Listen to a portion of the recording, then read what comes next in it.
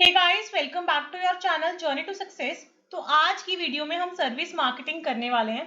बहुत सारे स्टूडेंट्स की कमेंट सेक्शन में रिक्वेस्ट आ रही थी कि उन्हें सर्विस मार्केटिंग की वीडियोस चाहिए। सो फाइनली मैं आपके लिए सर्विस मार्केटिंग की भी सीरीज ले आई हूँ। इसमें हम सर्विस मार्केटिंग की जितने भी इंपॉर्टेंट कंसेप्ट हैं उसको कवर करने वाले हैं। ठीक है, देखो कंटेंट ये तो है नहीं कि कहीं से डायरेक्ट बना बनाया मिल जाता है। मुझे भी सारा कंटेंट गो थ्रू करना पड़ता है और प्रॉपर एप्रोप्रिएट कंटेंट आपके लिए लेके आना पड़ता है। तो अगर आपको ये कंटेंट अच्छा लग रहा है, आप एक छोटा सा कमेंट डाल सकते हो and please subscribe the channel and share it with your friends and family. ठीक है, तो सर्विस मार्केटिंग क्या होता है, आपको इजी लैंग्वेज में मैं सारे टॉपिक्स बताऊंगी। बहुत ही ज्यादा इजी और इंटरेस्टिंग सब्जेक्ट है ये। देखो हमें मार्केटिंग पता है, मार्केटिंग हम बहुत अच्छे से जानते हैं कॉमर्स स्टूडेंट्स। तो मार्केटिंग हम ज्यादातर जो पढ़ते हैं ना वो प्रोडक्ट्स के कॉन्टेक्स्ट में पढ़ते हैं। बट इस बार आपका सिलेबस है सर्विसेज मार्केटिंग की। जो सर्विसेज होती हैं, जैसे बहुत सारी सर्विसेज होगी, होटल सर्विसेज होगी, मतलब और भी काफी सारी सर्विसेज होती है। जितनी भी सर्विसेज होती है उनको हम कैसे मार्केट करें, तो ये हमारा मेन सब्जेक्ट है। तो इसमें हम इनटैंजिबल प्रोडक्ट्स की और सर्विसेज की बात करेंगे। ठीक है, तो हमारे सब्जेक्ट का नाम समझ आ गया सबको, सर्विसेज मार्केटिंग, सर्विसेज की मार्केटिंग करना। तो first topic is introduction to services marketing. तो जितने भी हमारी सर्विसेज हैं, मतलब अगर हम इंटेंजिबल प्रोडक्ट्स की बात करें या सर्विसेज की बात करें, उनको हम कैसे मार्केट करेंगे।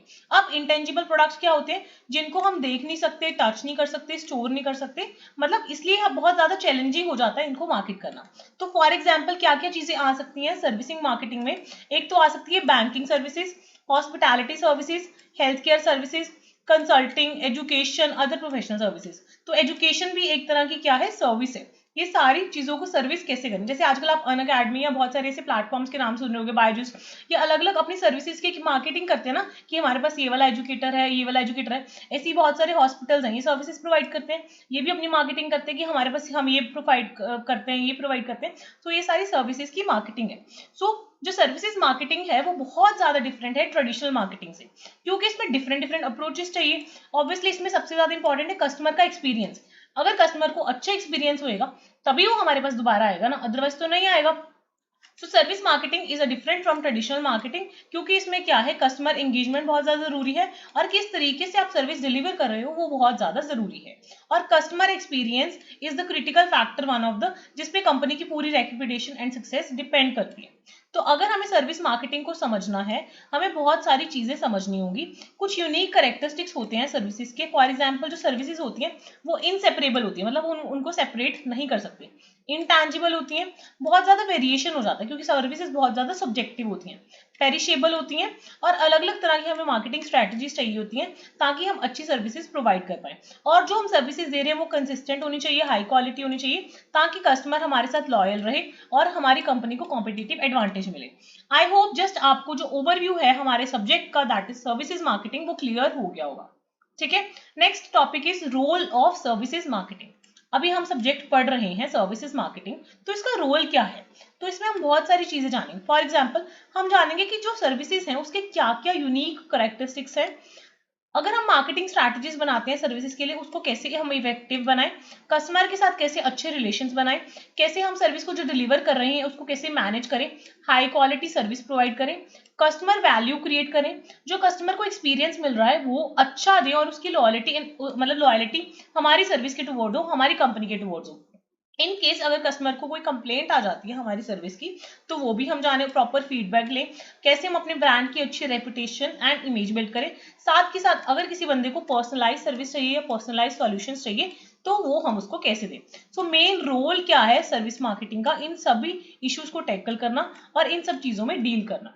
तो service marketing as a subject बहुत ज्यादा इंपॉर्टेंट है। क्लियर हो गया। नेक्स्ट हमारा टॉपिक है consumer behaviour in service encounters, कि कंज्यूमर कैसे बिहेव करता है जब उसको सर्विस मिलती है।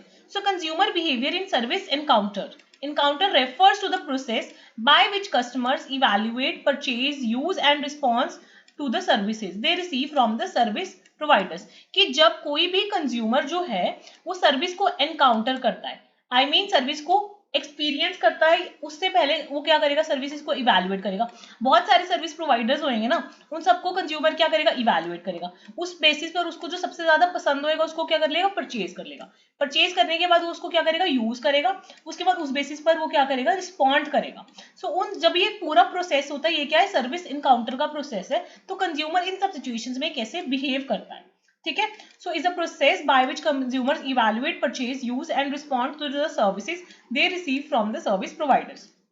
बहुत ज्यादा इंटरेक्शन होती है कंज्यूमर के बीच में और सर्विस प्रोवाइडर के बीच में, और इसी वजह से उसका पूरा परसेप्शन बन जाता है कि हाँ मुझे ये सर्विस फ्यूचर में लेनी है या नहीं।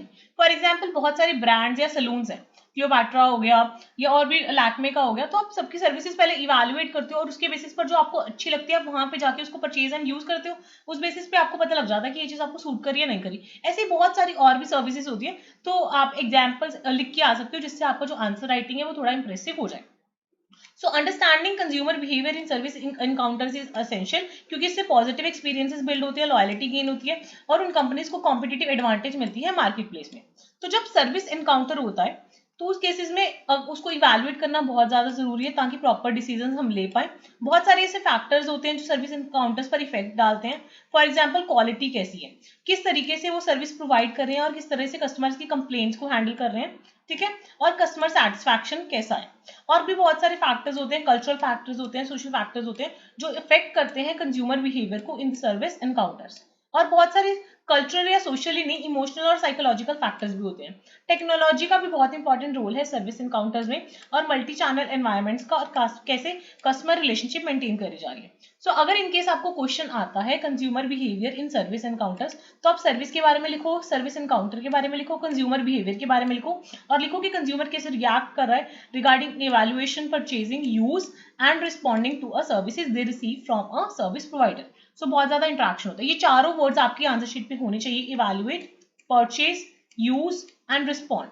ये सारी चीजें सर्विस एनकाउंटर का ही पार्ट बन जाती हैं, ठीक है। So next topic is customer interaction. Customer interaction का मतलब है कस्टमर कैसे इंटरेक्ट कर रहा है। Customer interaction in servicing marketing refers to interaction between customer and service provider. Obviously जब डिलीवर होएंगी सर्विसेज तो जो सर्विस प्रोवाइडर है और जो कस्टमर है वो आपस में इंटरेक्ट करेंगे। बट कई सर्विसेज ऐसे होती है जिसमें जो सर्विस प्रोवाइडर्स डायरेक्टली इंटरेक्ट नहीं करते। फॉर एग्जाम्पल हम जियो के सिम्स यूज कर रहे हैं, अब अंबानी जी से तो नहीं डायरेक्टली मिल रहे, मतलब इनडायरेक्टली इंटरेक्शन हो जाता है through customer care and all, but in customer interaction तो होता ही है ना। बहुत ज्यादा स्ट्रॉन्ग कस्टमर रिलेशंस बनाने के लिए, कस्टमर की लॉयल्टी गेन करने के लिए, ब्रांड की रेपुटेशन बनाने के लिए कस्टमर का इंटरेक्शन हो जाता है सर्विस प्रोवाइडर्स के साथ। बहुत सारे एस्पेक्ट्स कंसीडर करते हैं, कैसे वो कस्टमर सर्विस दे रहे हैं, कैसे कम्युनिकेट कर रहे हैं, कैसे रिलेशनशिप मैनेजमेंट कर रहे हैं। इफेक्टिव कम्युनिकेशन इज असेंशियल, ताकि वो लोगों की नीड्स को समझें, उनके साथ इंटरेक्शन होना सर्विस प्रोवाइडर के साथ बहुत ज्यादा असेंशियल है, और वो पर्सनलाइज सॉल्यूशंस दें जब उनकी स्पेसिफिक रिक्वायरमेंट्स मीट हो जाती है। कस्टमर सर्विस बहुत ज्यादा जरूरी है, और प्रॉम्प्ट और कर्टियस सर्विस उनको देनी चाहिए, उनको उनके आंसर्स देने चाहिए क्वेश्चंस के। अगर उनकी कोई कंप्लेंट्स है सर्विस प्रोवाइडर्स को ये ट्राई करना चाहिए कि उनके वो इश्यूज को सैटिस्फैक्टरली रिजॉल्व करें, ठीक है। अब एक ना असेंशियल फीचर है इफेक्टिव कस्टमर इंटरेक्शन का, that is relationship management. Strong relation के लिए उनको रिलेशनशिप मैनेजमेंट प्रॉपर्ली मेंटेन करके रखनी चाहिए कंपनीज को। ये जस्ट सिंपल से टॉपिक है, देखो अगर आपको एग्जाम में आएगा ना, आप इसके फीचर्स वगैरह ऐसे बना सकते हो अपनी तरह से, एज सच जिसमें हम कोई मॉडल्स वगैरह नहीं पढ़ रहे, हम सिर्फ बेसिक जान रहे हैं कि क्या क्या टर्म्स है, उसको हमें सर्विसेज के साथ लिंक करना है। हम प्रोडक्ट्स के ओरिएंटेशन में सारी चीजें पढ़ते आ रहे हैं, तो अब इस बार हमें सिर्फ सर्विसेज के साथ उन चीजों को लिंक करते हुए चलना है, ठीक है। सर्विस प्रोवाइडर और क्या कर सकते हैं, बेटर चीजें देने के लिए टेक्नोलॉजी के साथ लिंक कर सकते हैं, ताकि उन्हें ऑनलाइन चैटबॉट्स या ऑनलाइन सर्विसेज मिले और 24/7 सपोर्ट मिले। पहले तो क्या होता था, सिर्फ आपको दिन में ही सपोर्ट मिलती थी, रात को अगर आपको कोई दिक्कत आ रही है तो वो बोलते थे कि 9 to 5 वर्किंग है, तो 24/7 सपोर्ट मिल सकती है। आजकल टेक्नोलॉजी इतनी ज्यादा अपग्रेड हो गई है, पर्सनलाइज रिकमेंडेशन मिल सकती है। कस्टमर का जो इंटरेक्शन है, हमारा टॉपिक क्या था, कस्टमर इंटरेक्शन। कस्टमर का इंटरेक्शन क्या होना चाहिए, इफेक्टिव होना चाहिए। अगर इफेक्टिव होगा तो जो कस्टमर है और जो सर्विस प्रोवाइडर है उसकी रिलेशनशिप स्ट्रांग होगी, वो लॉयल बन जाएगा और ब्रांड रेपुटेशन भी बहुत ज्यादा एनहांस होगी, ठीक है। और ऑब्वियसली कंपनी को क्या मिलेगा, कॉम्पिटिटिव एडवांटेज मिलेगा, ठीक है। क्लियर हो गया ना, वो मुड़ के फिर हमारे पास ही आएगा, हमारी कंपनी के पास ही आएगा ना सर्विसेज लेने, ठीक है। ये कुछ छोटे छोटे टॉपिक हैं, बहुत ही इजी। हमने अभी तक क्या क्या पढ़ लिया कि सर्विस मार्केटिंग क्या होता है, कस्टमर इंटरेक्शन क्या होता है, उसके बाद कंज्यूमर कैसे बिहेव करता है जब उसका सर्विस के साथ इनकाउंटर होता है, क्लियर हो गया ना यहाँ तक सबको? अब ना हमारा नेक्स्ट टॉपिक है परचेज प्रोसेस। परचेज प्रोसेस ना बहुत ही ज्यादा इजी टॉपिक है। देखो एग्जाम में ना अगर आपको सर्विस मार्केटिंग का कोई भी क्वेश्चन अटेम्प्ट करना है ना, तो अपने ऊपर लगा के देख लो। अब आप इसको खुद पे लगा के देखो कि अगर आपको कोई सर्विस खरीदनी है, आपके पास बहुत सारी चॉइसेस होंगी, सो उनमें से आप सिलेक्ट करोगे तभी आप वो सर्विस खरीदोगे ना। सो अगर आप सर्विस मार्केटिंग कर रहे हो तो आपका खुद का क्या परचेज प्रोसेस रहने वाला है, उससे आपको क्लियर आइडिया लग जाएगा कि what is the purchase process in the service marketing. So purchase process का बेसिक मतलब है कि ऐसे कौन से स्टेप्स हैं जिससे कस्टमर गो थ्रू करेगा बिफोर डिसाइडिंग कि उसे कौन सी और कहां से सर्विस परचेज करनी है। ठीक है, so what are the steps of purchasing a service. So ये प्रोसेस है जिसकी वजह से इफेक्टिव मार्केटिंग स्ट्रैटेजीज जो वो होते हैं, क्या कहते हैं, परचेज प्रोवाइडर या सर्विस प्रोवाइडर्स हैं वो करते हैं और हाई क्वालिटी सर्विसेज देते हैं जो कि कस्टमर की नीड और एक्सपेक्टेशन को मीट करते हैं। तो कस्टमर्स कौन कौन से स्टेप्स करते हैं उस सर्विस को खरीदने से पहले। सो परचेज प्रोसेस में आप खुद पे लगा के देखो। सबसे पहले आप प्रॉब्लम को रिकॉग्नाइज करोगे। फॉर एग्जाम्पल आप देखोगे कि मुझे कौन सी सर्विस चाहिए। फॉर एग्जाम्पल आपके बाल बहुत खराब हो रखे हैं, आपने सोचा है कि मेरी प्रॉब्लम क्या है कि मेरे बाल खराब है, इसलिए मुझे एक सैलून में जाना है। ठीक है, उसके बाद अब आपके पास बहुत सारे ऑप्शंस हैं सैलून्स के। सो आप इंफॉर्मेशन सर्च करोगे कि सर्विस अवेलेबल करने के क्या क्या ऑप्शंस अवेलेबल हैं। आप ऑनलाइन रिव्यूज चेक करोगे, रिकमेंडेशंस चेक करोगे, एडवर्टाइजमेंट्स वगैरह देखोगे कि हाँ मेरे आसपास, मेरे घर के आसपास ये वाले सैलून्स अवेलेबल हैं। उसके बाद उन सारे ऑल्टरनेटिव्स को इवेल्युएट करोगे कि क्या उनका प्राइस है, कैसी उनकी क्वालिटी है, कैसी उनकी कस्टमर सर्विस है, कैसे लोगों ने फीडबैक दे रखा है। उसके बाद आपने सोच लिया कि हाँ हमारे पास VLCC का ऑप्शन है, लैक्मे का ऑप्शन है, ऐसे इतने सारे ऑप्शन सोच लिए कि आप यहाँ से हेयर कट करवा सकते हो। हेयर मास्टर्स का ऑप्शन है, हेड मास्टर्स का ऑप्शन है, आपने देख लिया। ठीक है, उसके बाद अपना फाइनल परचेज डिसीजन आप ले लोगे कि हाँ मैं इस प्लेस पे जाके ये पर्टिकुलर सर्विस लूंगा या ये वाली सर्विस मैं अवेल करूंगा after evaluation of the various alternatives. उसके बाद आप पोस्ट परचेज इवेल्युएशन करोगे कि हाँ जो आपने एक्चुअल में एक्सपेक्ट करा था और जो आपको एक्चुअल में एक्सपीरियंस हुआ वो सेम था या उससे बेटर था। अगर अच्छा लगेगा तो आप अगली बार भी वहीं पे जाओगे, और अगर अच्छा नहीं लगेगा तो आप आगे से वहां पे नहीं जाओगे। तो सर्विस प्रोवाइडर्स को ये ध्यान में रखना चाहिए कि वो हर एक स्टेज को परचेज प्रोसेस की समझे और ऐसी मार्केटिंग स्ट्रैटेजीज बनाए जिससे कस्टमर की नीड और एक्सपेक्टेशंस मेट हो। ठीक है, ऐसे टारगेटेड एडवर्टाइजिंग करे, प्रमोशंस करे, ताकि एक तो वो पोटेंशियल कस्टमर तक पहले तो पहुंच पाए, और अगर पहुंच रहे हैं तो हाई क्वालिटी सर्विस देकर उनको ऐसी एक्सेप्शनल सर्विस दें कि वो हमेशा यही सोचे कि हम इसी ब्रांड के साथ या इसी चीज के साथ लॉयल रहेंगे, और उनकी जो मार्केट प्लेस पे रेपुटेशन है वो भी बहुत ज्यादा एनहांस हो। सो इस यूनिट में से ये बहुत ज्यादा इंपॉर्टेंट है परचेज का प्रोसेस। तो first step is problem recognition. सबसे पहले वो अपनी प्रॉब्लम को रिकॉग्नाइज करेंगे। देन सेकंड स्टेप में क्या करेंगे, उसके रिगार्डिंग वो इन्फॉर्मेशन सर्च करेंगे। थर्ड में वो बहुत सारे ऑल्टरनेटिव्स को इवेल्युएट करेंगे। उसके बाद फोर्थ में क्या करेंगे, परचेज का डिसीजन ले लेंगे, मतलब सर्विस एक्वायर कर लेंगे। एंड देन लास्ट में पोस्ट परचेज इवेल्युएशन करेंगे। क्लियर हुआ यहाँ तक? Next, needs and expectations of customer. अब अगर कस्टमर कोई भी सर्विस लेने जाता है तो कस्टमर की क्या क्या रिक्वायरमेंट्स है, मतलब क्या क्या नीड्स है और क्या क्या कस्टमर एक्सपेक्ट करता है। तो सर्विस प्रोवाइडर्स के लिए जानना बहुत ज्यादा जरूरी हो जाता है कि कोई भी कस्टमर अगर उनके पास आता है तो उसकी क्या क्या नीड्स एंड रिक्वायरमेंट्स हैं। तो अगर वो ऐसा इन सब चीजों को समझ लेगा तो उसके बाद ही वो कस्टमर को एक्सेप्शनल सर्विसेज देगा, जिसकी वजह से उसका कस्टमर के साथ लॉन्ग टर्म रिलेशनशिप बन जाएगा। सो ऐसी कौन कौन सी चीजें हैं, आप खुद ही चीजें देख के सोच के देखो। एक तो है क्वालिटी, क्वालिटी अच्छी होगी, क्वालिटी सबसे ज्यादा प्राइम फैक्टर है। दूसरा रिलायबिलिटी, ये ना हो एक बार तो बहुत ही अच्छी सर्विस दी, अगली बार गई इतनी बेकार इतनी घटिया सर्विस दी। तो कंसिस्टेंट होना सर्विसेज का बहुत ही ज्यादा जरूरी है। थर्ड पॉइंट इज रिस्पॉन्सिवनेस, कि अगर उन्हें कोई चीज अच्छी नहीं लग रही या कोई चीज वो इंक्वायर कर रहे हैं या अगर वो कोई कंप्लेन कर रहे हैं, उस पर वो जो सर्विस प्रोवाइडर्स हैं वो कैसे रिएक्ट कर रहे हैं। ठीक है, उनको क्विकली रिस्पॉन्ड करना चाहिए उनकी कंप्लेंट्स को, क्वेरीज को, और अगर वो चाहें तो उन्हें पर्सनलाइज सॉल्यूशंस भी देने चाहिए। सो पर्सनलाइज्ड सर्विसेज, फॉर एग्जांपल कोई सर्विस प्रोवाइडर के साथ आपका है अच्छा, आपको उनको पता है कि आप उनके रेगुलर कस्टमर हो, तो आपको पर्सनलाइज सर्विसेज दे रही है, आपको एक्स्ट्रा डिस्काउंट्स दे रहे हैं। उसके बाद कन्वीनियंट, ये ना हो बहुत ही रिमोट जगह पे हो, कन्वीनियंट ही ना हो, आपको बहुत दिक्कत आ रही है, तो कन्वीनियंट होना बहुत ज्यादा जरूरी है। उसके अलावा क्या चीज होना जरूरी है, कम्युनिकेशन, कम्युनिकेट करें इफेक्टिवली जिसकी वजह से कस्टमर सेटिस्फैक्शन एनहांस हो। सो मेन ऐसी कौन कौन सी नीड्स हैं या फिर एक्सपेक्टेशन है कस्टमर की, कस्टमर को अच्छी क्वालिटी चाहता है, रिलायबल सर्विस प्रोवाइडर चाहता है, रिस्पॉन्सिवनेस चाहता है, पर्सनलाइजेशन इन सर्विसेज चाहता है, कन्वीनियंस होनी चाहिए और अच्छी कम्युनिकेशन होनी चाहिए। सो ये पॉइंट्स आपको लर्न नहीं करने हैं, अगर आपको समझ आ गया आप इजीली एग्जाम में अटेम्प्ट करके आ सकते हो। कस्टमर्स क्या एक्सपेक्ट करते हैं, हाई क्वालिटी सर्विसेज जो उनकी नीड्स को मेट करें। So one of the primary factor is quality. Second, reliability की सर्विसेज डिपेंडेबल हो और कंसिस्टेंट हो, कि वो जो कहते हैं उसको वो डिलीवर करें। रिस्पॉन्सिवनेस मतलब वो मतलब एकदम से रिएक्ट करें, क्विकली रिस्पॉन्ड करें आपकी इंक्वायरीज को, कंप्लेंट्स को, और आपको पर्सनलाइज सॉल्यूशंस दे रहे हैं। उसके बाद पर्सनलाइज सर्विसेज दे रहे हैं, आपकी नीड्स के अकॉर्डिंग आपकी चीजें कस्टमाइज कर रहे हैं। उसके बाद कन्वीनियंट है कि आपके लिए इजी है उनकी सर्विसेज को एक्सेस करना, मतलब आप इजीली उनको ऑनलाइन बुक कर सकते हो या ऑनलाइन पेमेंट्स वगैरह कर सकते हो। कम्युनिकेट वो इफेक्टिवली कर रहे हैं, आपकी हर एक चीज पे प्रॉपर फीडबैक भी ले रहे हैं कि आप सेटिस्फाइड हो या नहीं हो। सो अगर वो जो सर्विस प्रोवाइडर है उन चीजों को समझेगा, तभी वो एक्सेप्शनल सर्विसेज देगा, और तभी उनकी जो कस्टमर लॉयल्टी है वो बढ़ेगी, और उनका वर्ड ऑफ माउथ जनरेट होगा, और उनको कॉम्पिटिटिव एडवांटेज भी मिलेगी मार्केट प्लेस में। इतना क्लियर हो गया ना? बहुत ही इजी टॉपिक्स है यार, बच्चों वाले टॉपिक्स है। बस एक बार ओवरव्यू कर लो, गो थ्रू हो जाओ, इतना डरो मत सब्जेक्ट से, क्योंकि एग्जाम में तो हमें पेजेस ही फिल करके आने हैं। बस ये है कि पेजेस सारे के सारे सबको फिल करके आने हैं प्रॉपर हेडिंग्स बना के, ठीक है। उसके बाद हमारा नेक्स्ट टॉपिक है positioning services in the competitive market. अब आपको पता है कि जो मार्केट है वो बहुत ही ज्यादा कॉम्पिटिटिव है, मतलब बहुत ही ज्यादा कॉम्पिटिशन है। तो आप अपनी सर्विस को ऐसे कैसे यूनिक बनाओगे, डिफरेंशिएट करोगे, कि आप अपनी पोजिशनिंग डिफरेंटली कैसे करोगे मार्केट में। सो क्या क्या चीजें आप कर सकते हो। तो positioning services in the competitive market का मतलब है कि बहुत सारे सर्विस प्रोवाइडर्स हैं, आप उनसे कैसे डिफरेंशिएट करोगे अपने आप को कॉम्पिटिटर से, और कैसे अपने कस्टमर्स को अट्रैक्ट करोगे और उन्हें रिटेन करके रखने की कोशिश करोगे। सो आपको clear and compelling positioning strategies बनाने पड़ेंगी, मतलब उनको ऐसी यूनिक सर्विस और यूनिक वैल्यू देनी पड़ेगी कि वो आपके साथ जुड़ के रह जाए। सो अगर आपको पोजिशनिंग करनी है, सबसे पहले अपने आइडेंटिफाई करो कि आपके टारगेट कस्टमर्स कौन कौन से हैं, आप किन कस्टमर्स को टारगेट करो। Number 1 is customers, number 2 is competition.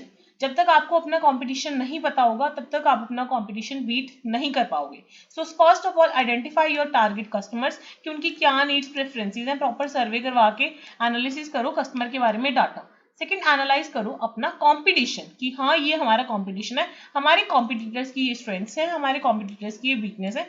उसके बाद एक डिफरेंशिएशन करो कि आप एक यूनिक वैल्यू प्रोपोजिशन दो, एक यूनिक चीज दो उनको, जिसकी वजह से कस्टमर्स आपके टुवर्ड्स ही अट्रैक्ट होंगे, ठीक है। तो ऐसी कोई सर्विस अगर आपके माइंड में आती है जो बहुत ही यूनिक सर्विस देती है, आप कमेंट सेक्शन में डाल सकते हो, ताकि सबको एक अच्छी एग्जांपल मिल जाए कि हाँ ये service providers unique value preposition देते हैं। ध्यान रखना, हम सर्विस प्रोवाइडर्स की ही बात कर रहे हैं, ठीक है। तो ये service providers unique value preposition देते हैं, जिसकी वजह से वो प्रोपोजिशन देते हैं, जिसकी वजह से वो बिल्कुल अलग है मार्केट से। उसके बाद आप बहुत सारी पोजिशनिंग स्ट्रैटेजीज में से चूज कर सकते हो कि आपको किस कैटेगरी में फॉलो होना है। वेदर आप सुपीरियर क्वालिटी में जाना चाहते हो, हाई लो प्राइसेस वाले में जाना चाहते हो, अपने आप को एक लग्जरी ब्रांड के तौर पर पोजीशन करवाना चाहते हो, कौन सी मार्केट को आप फोकस करो। मतलब आप सबसे सस्ती चीज बेचना चाहते हो, सबसे महंगी, अपने आप को लग्जरी में काउंट करवाना चाहते हो, या कौन सी कैटेगरी में अपने आप को काउंट करवाना चाहते हो। आपने अपनी पोजीशनिंग स्ट्रैटेजी सोच ली। उसके बाद उस स्ट्रैटेजी को आप कम्युनिकेट करोगे लोगों के साथ कि हाँ हमारी तो ये स्ट्रैटेजी है, ये हमारा यूनिक वैल्यू प्रोपोजिशन है। तो अब आपको समझ आ गया कि हमें अपने आप को क्या करना है, कॉम्पिटिटिव मार्केट में पोजीशन करना है। तो सबसे पहले हम कंज्यूमर्स देखेंगे कौन से हैं, सेकंड हम हमारे कॉम्पिटिटर्स देखेंगे। दोनों चीजें हमें जब क्लियर हो जाएंगी, हम हमारा यूएसपी देखेंगे कि हमारा यूनिक सेलिंग प्रोपोजिशन या यूनिक वैल्यू प्रोपोजिशन क्या है। उसके बाद हम हमारी देखेंगे कि हमारी जो पोजिशनिंग स्ट्रैटेजी है वो कौन सी है, और उसको कम्युनिकेट करके हम उसको मॉनिटर एंड एडजस्ट करते रहेंगे। So by effectively positioning our services in the competitive market, आप अपने आप को इजीली डिफरेंशिएट कर पाओगे अपने कॉम्पिटिटर से, और लोगों को अट्रैक्ट करके एक स्ट्रॉन्ग ब्रांड रेपुटेशन बना पाओगे।